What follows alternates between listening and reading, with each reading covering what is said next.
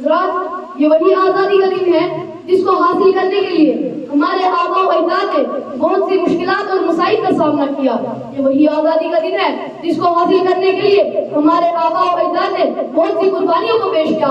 ये वही आज़ादी का दिन है जिसको हासिल करने के लिए अशफाकुल्लाह खान को फांसी के फंदे पर चढ़ाया गया। तो पूछा गया, आपकी आखिरी आरज़ू क्या है? तो अशफाकुल्लाह खान ने जवाब दिया कि कुछ आरज़ू नहीं है, बस आरज़ू है इतनी, कि कुछ आरज़ू नहीं है, बस आरज़ू है इतनी, रख दे जरा सा कोई खाके वतन कफन में। जब भगत सिंह को फांसी के फंदे पर चढ़ाया गया तो भगत सिंह ने अपनी जबान से ये अल्फाज निकाले, अब भी जिसका खून न खोला खून नहीं वो पानी है, कि अब भी जिसका खून न खोला खून नहीं वो पानी है, जो देश के काम आए ना बेकार की जवानी है। हर एक ने एक अजीम रोल अदा किया। अगर हम बहादुर शाह जफर की बात करें तो 1857 की जंग में बहादुर शाह जफर को रंगों की काली कोठी के पीछे धकेला गया। एक अंग्रेज आया, कहने लगा कि दमदमे में दम नहीं अब खैर मांगो जान की, कि दमदमे में दम नहीं अब खैर मांगो जान की, ए जफर ठंडी पड़ी शमशीर हिंदुस्तान की। उस वक्त बहादुर शाह जफर ने उस अंग्रेज को जो जवाब दिया था कि गाजियों में बू रहेगी जब तक ईमान की, गाजियों में बू रहेगी जब तक ईमान की, तख्त लंदन तक चलेगी तीर हिंदुस्तान की।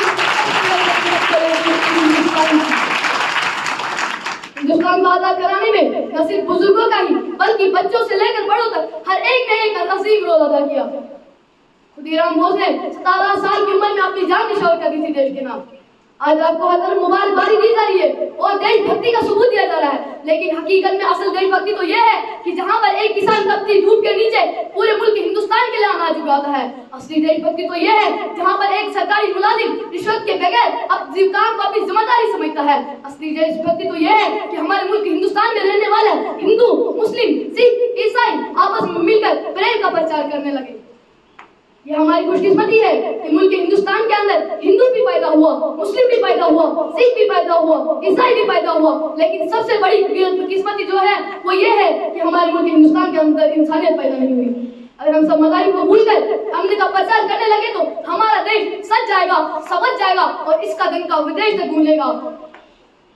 जहाँ से भी प्यारा है हमें अपना तिरंगा, कि जहाँ से भी प्यारा है हमें अपना तिरंगा, हम इसके लिए जहाँ भी कुर्बान करेंगे, एक दूसरे का हम सभी सम्मान करेंगे, कि एक दूसरे का हम सभी सम्मान करेंगे, झगड़ा न कभी हिंदू मुसलमान करेंगे, नफरत जो फैलाए हमें आपस में लड़ाकर, कि नफरत जो फैलाए हमें आपस में लड़ाकर, हम उसके लिए जंग का ऐलान करेंगे, हम उसके लिए जंग का ऐलान करेंगे।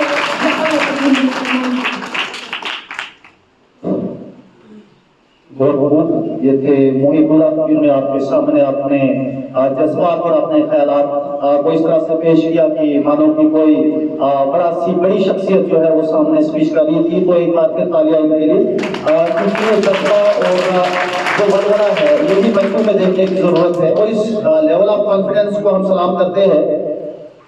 तो एक और प्रोग्राम में आगे बढ़ते हैं तो मैं इसके बाद तराने के लिए सामने बुलाता हूँ जिक्र फयाज एंड ग्रुप को कि वो सामने आकर अपना जो तराना है वो पेश करेगा।